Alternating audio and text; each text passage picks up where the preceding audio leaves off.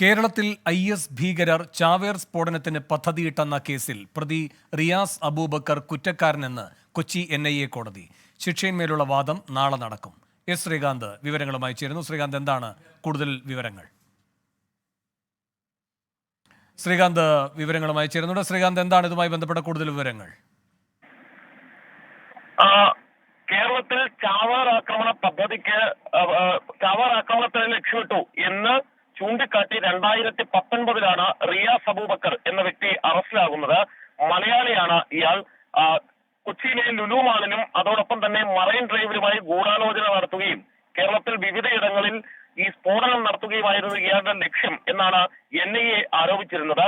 ഈ കേസിൽ വിചാരണ പൂർത്തിയാക്കി പ്രതി റിയാസ് അബൂബക്കർ കുറ്റക്കാരനാണെന്ന് കൊച്ചി NIA കോടതി കണ്ടെത്തിയിരിക്കുന്നു. UAPA വകുപ്പുകൾ എല്ലാം തന്നെ ഇയാൾക്കെതിരെ തെളിഞ്ഞിട്ടുണ്ട്.